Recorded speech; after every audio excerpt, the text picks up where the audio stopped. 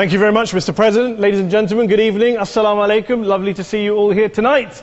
We are having a very entertaining night, are we not, with some very interesting things being said from the other side of the house tonight. Let me begin by saying, as a Muslim, as a representative of Islam, I would consider myself an ambassador for Islam, a believer in Islam, a follower of Islam and its Prophet. So, in that capacity, let me begin by apologizing to Anne-Marie for the Bali bombings. I apologize for the role of my religion and me and my people, for the killing of Theo van Gogh, for 7/7. Yes, that was all of us. That was Islam, that was Muslims, that was the Quran. I mean, astonishing claims to make in the very first speech tonight, on a day like today, where the Conservative Prime Minister of the United Kingdom is having to come out and point out that these kind of views are anathema. And I believe you're trying to stand for the Labour Party to become an MP in Brighton. If you do, and you make these comments, I'm guessing you'll have the whip withdrawn from you, but then again, UKIP's on the rise, they'll take you, the BNP, they might have something to say about your views. This is what Mehdi Hassan always does. By the way, just on a factual point, since we heard a lot about the second speaker, about how backward we Muslims all are, on a factual point, you said that Islam was born in Saudi Arabia. Islam was born in 610 AD. Saudi Arabia was born in 1932 AD. So you were only 1,322 years off. Not bad? Not bad start there. Talking of maths, by the way, a man named Al-Khwarizmi was one of the greatest mathematicians of all time, a Muslim, worked in the golden age of Islam. He's the guy who came up with not just algebra, but algorithms. Without algorithms, you wouldn't have laptops. Without laptops, Daniel Johnson tonight wouldn't have been able to print out his speech in which he came to berate us Muslims for holding back the advance and intellectual achievements of the West, which all happened without any contribution from anyone else other than the Judeo-Christian people of Europe. In fact, Daniel David Levering, the author of the Pulitzer Prize-winning historian and author of The Golden Crucible, points out that there would be no Renaissance, there would be no Reformation in Europe without the role played by Ibn Sina and Ibn Rushd and some of the great Muslim theologians, philosophers, scientists in bringing Greek texts to Europe. As for this being our university, I will leave that to the imagination as to who is our and who is there. I studied here too. An astonishing set of speeches so far making this case tonight. A mixture of just cherry-picked quotes, facts and figures, self-serving, selective, a farrago of distortions, misrepresentations, misinterpretations, misquotations. Daniel talked about my article in the New Statesman, which got me a lot of flack, where I talked about the anti-Semitism that is prevalent in some parts of the Muslim community, which indeed it is. Of course, I didn't say in that piece that it was caused by the religion of Islam. In fact, modern anti-Semitism in the Middle East was imported from, finish the sentence, Christian, Judeo-Christian Europe, where I believe some certainly bad things happened to the Jewish people. In fact, Tom Friedman, Jewish-American columnist in the New York Times, told me in this very chamber last week that he believed, had Muslims been running Europe in the 1940s, 6 million extra Jews would still be alive today. So I'm not going to take lessons in anti-Semitism from someone who's here to defend the Judeo-Christian values of a continent that murdered 6 million Jews. Moving swiftly on. Yes. Absolutely. Well, I'm about to make that point. No, I'm about to make that point. You're right. I agree with you. I agree with you 110%. That is my point. I don't think Europe is evil or bad. I'm a very proud European. I don't want to judge Europe on that basis, but if we're going to play this gutter game where we pull out the Bali bombing and we pull out examples of anti-Semitism in the Islamic community, then of course I'm going to come back and say, well, hold on. I mean, look, let's be very clear. Daniel here was a last-minute replacement for Douglas Murray, who had to pull out. And Douglas and I have a well-documented differences, but to be fair to Douglas, as to be fair to Anne-Marie and to Peter, atheists.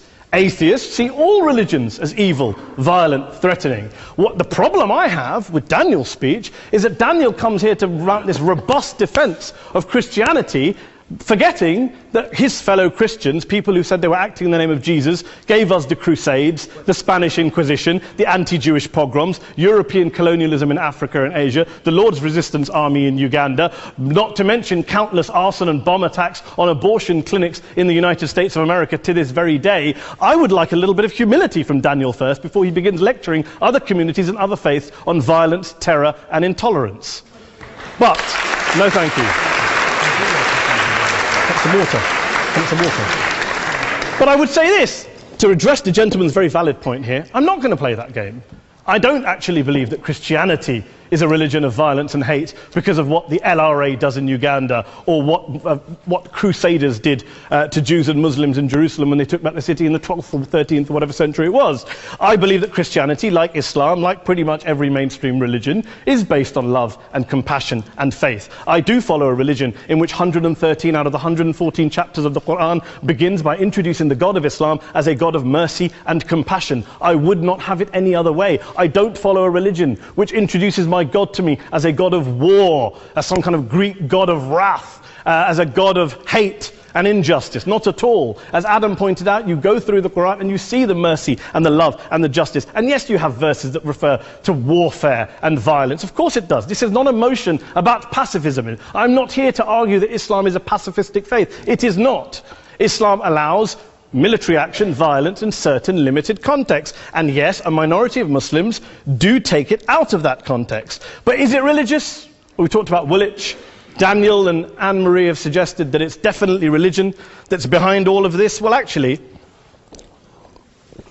what I find so amusing tonight is we're having a debate about Islam, and the opposition tonight have come forward. We have a graduate in law, a graduate in modern history, a graduate in chemistry, and you know, I admire all of their intellects and their abilities, but we don't have anyone who's actually an expert on Islam, a scholar of Islam, a historian of Islam, a speaker of Arabic, even a terrorism expert or a security expert or a pollster, let alone to talk about what Muslims believe or think. Instead, we have people coming here, putting forward these views, putting forward these sweeping opinions. Listen to Professor Robert Pape of the University of Chicago, one of America's leading terrorism experts, who, unlike our esteemed opposition tonight, studied every single case of suicide terrorism between 1980 and 2005, 315 cases in total. And he concluded, and I quote, "There is little connection between suicide terrorism and Islamic fundamentalism or any of the world's religions. Rather, what nearly all suicide terrorist attacks have in common is a specific secular and strategic goal to compel modern democracies to withdraw military forces from territory that the terrorists consider to be their homeland." And the irony is, when we talk about terrorism, the irony is that the opposition and the Muslim terrorists, the Al-Qaeda types, actually have one thing in common. Because they both believe that Islam is a warlike, violent religion. They both agree on that.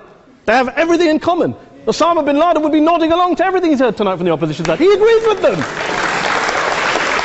The problem is that mainstream Muslims don't. The majority of Muslims around the world don't.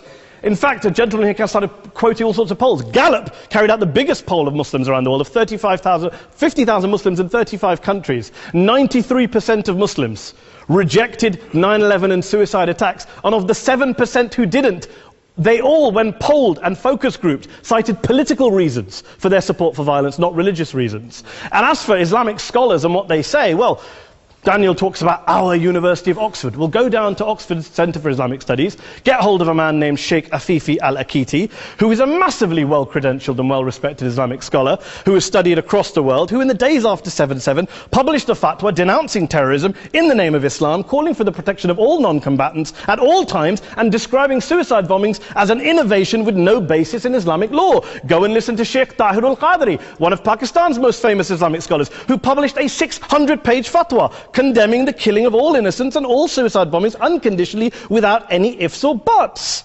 There's nothing new here. This is mainstream Islam, mainstream scholarship, which has said this for years. You don't go out and kill people willy-nilly in the high street or anywhere else, on a bus or a mall, based on verses of the Quran that you cherry-pick without any context, any understanding, any interpretation, or any commentary. Point of information. Please. Well, it doesn't happen apparently. I didn't say it doesn't happen at all. I never said it didn't happen. I don't blame Islam. Yes, it's a very good point. And a lot of us are campaigning against that. And we're campaigning against it in the name of Islam. We're campaigning against it in the name of various interpretations of Islam. Anne-Marie comes and scares us with her talk of Sharia law. I would like to see the book of Sharia law. It doesn't exist. People argue over what Sharia law is. And you empower the extremists by saying there is only one version. You empower them all. I don't believe you took any interruptions, Anne-Marie, so I think you should stay there for a moment. Several countries. Here's what we're dealing with. Here's what we're dealing with. We are dealing, I took your point. Here we are dealing with a 1400-year-old global religion followed by 1.6 billion people in every corner of the world, a quarter of humanity, of all backgrounds, cultures, ethnicities. And yet the opposition tonight wants to generalize, stereotype, smear in order to desperately win this debate. And here's my question, if we're going to generalize and smear. If, okay, people say yesterday's bombers, and we've got to be careful, there's a trial going on, were yesterday's attackers, motivated by Islam? Big debate. I don't believe they were. Let's say they were. Let's say Faisal Shahzad, the Times Square bomber, was motivated by Islam. Let's assume, for sake of argument, that Richard Reeves, the shoe bomber, was motivated by Islam. If Islam is responsible for these killings, if Islam is what is motivating these people, and Islam is therefore not a religion of peace, a religion of war, then ask yourself this question: why aren't the rest of us doing it? Why is it such a tiny minority of Muslims are interpreting their religion in the way that the opposition claim they are? Let's assume there are 16,000 suicide bombers in the world. There aren't. Let's assume there are for the sake of argument. That's 0.001% of the Muslim population globally. What about the other 99.99% of Muslims who the opposition tonight either ignore or smear? The reality is that the rest of us aren't blowing ourselves up tonight. The reality is that the opposition came here tonight not worried about the fact that me and Adam might pull open our jackets and blow ourselves up tonight because we're followers of a warlike warrior religion which wants to take over Europe and Daniel's university. The issue is this. The issue is this. Unless the opposition can tell us tonight, and Peter Atkins is here, one of our great atheist intellectuals, can tell us tonight, can answer this question tonight: why don't the vast majority of Muslims around the world behave as violently and aggressively as a tiny minority of politically motivated extremists? Then they might as well give up and stop pretending they have anything relevant to say about Islam or Muslims as a whole. Ladies and gentlemen, let me just say this to you. Think about what the opposite of this motion is. If you vote no tonight, think about what you're saying the opposite of this motion is. That Islam isn't a religion of peace, it's a religion of war, of violence, of terror, of aggression. That the people who follow Islam, me, my wife, my retired parents, my 6-year-old child, that 1.8 million of your fellow British residents and citizens, that 1.6 billion people across the world, your fellow human beings, are all followers, promoters, believers in a religion of violence. Do you really think that? Do you really believe that to be the case? They say that in the Oxford Union, the most famous debate was in 1933 when Adolf Hitler looked out for the result of the King and Country motion, where they voted against fighting for King and Country, and Hitler was listening out for the result. Well, tonight, 80 years on, there are two groups of people around the world who I would argue are waiting for the result of tonight's vote. There are the millions of peaceful, non-violent, law-abiding Muslims both in the UK, Europe, Asia, Africa and beyond, who see Islam as the source of their identity, as a source of spiritual fulfillment, of hope, of solace. And there are the phobes, the haters, the bigots out there who want to push the clash of civilizations, who want to divide all of us into them and us and ours and their.